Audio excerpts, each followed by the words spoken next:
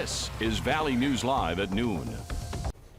We started the day with some soggy weather. You might be experiencing it right now as well, and we could see more of it as we head through the day. Let's take a look at our sky cam here. We are looking to the east. You see those clouds all along.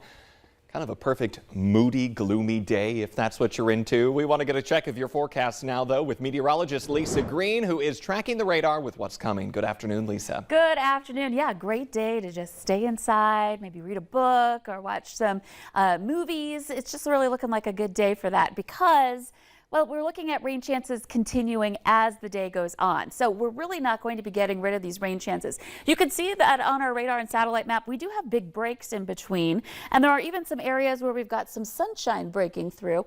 And those areas are the areas where we may see more development of storms as we go into later afternoon. But one other thing you may have noticed, there's a bit of a swirl going on here on the radar. We've got that upper level low sitting right over us, and it's going to be very slow to depart. And so as long as it's here, it's going to stir up some of these showers like you see in eastern North Dakota.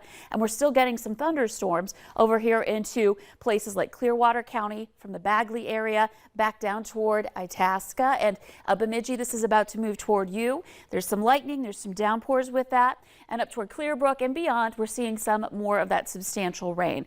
And some of us have already seen quite a bit. So if we add more to that, we're looking at concerns about maybe getting a little too much at this point. Temperatures are in the 60s and 70s. We're at 71 in Jamestown. Fargo's at 67 and at 68 in Grand Forks. A look at our planner for today. Now, notice how we don't have rain going on right now in Fargo, but each hour here in our planner, we have a chance for some rain and some thunderstorms. So we would just want you to be ready that at any point today and until late tonight, there is that possibility. Temperatures will be in the 60s to some 70s through the rest of the day. We're looking at a high of 75.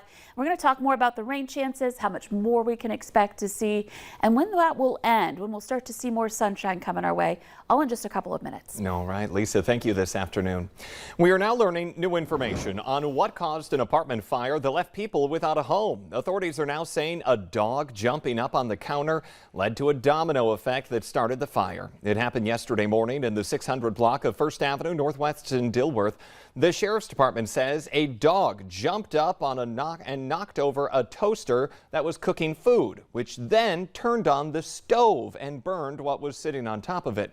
That eventually led to the fire that forced evacuations and destroyed one unit.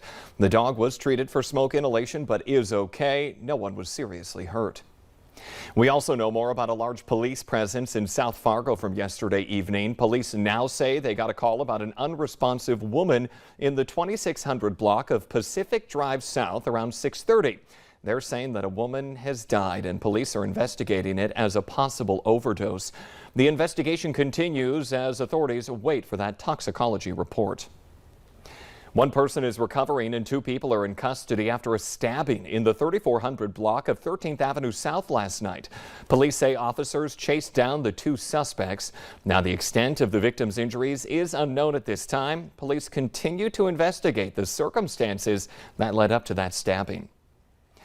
A court hearing involving the proposed corn milling plant north of Grand Forks is happening today. A lawsuit was filed against the city of Grand Forks after the city leaders rejected a petition by the People of the Vote LLC to bring Fufeng Group's proposed project to a citywide vote.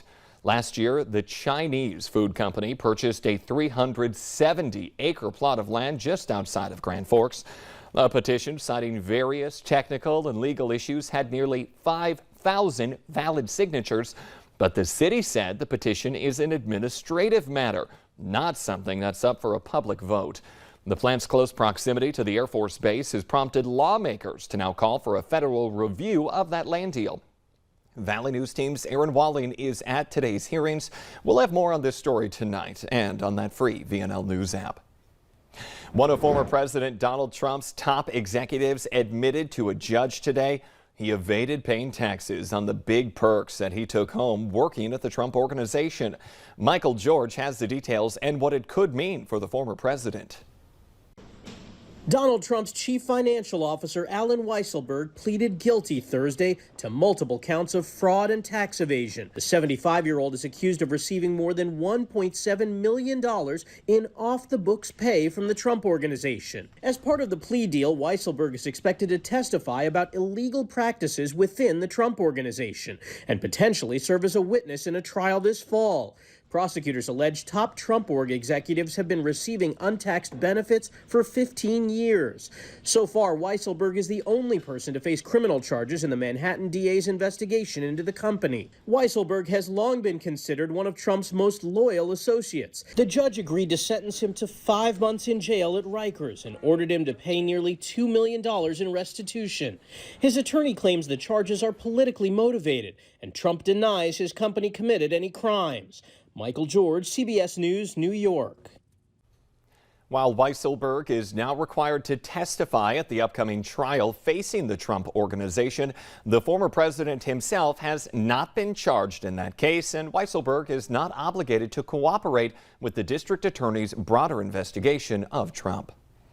If your child is in need of clothing for the new school year, we've got you covered is the theme of the YouthWorks clothing giveaway happening tonight.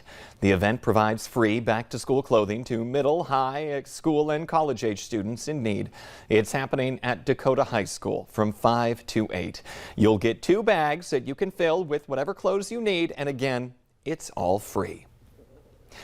Changes at the CDC ahead, why the organization says COVID made it take a hard look at itself. But next, after a soggy start, can we expect more? Well, some folks are getting it right now, but Lisa Green has your full forecast right after this.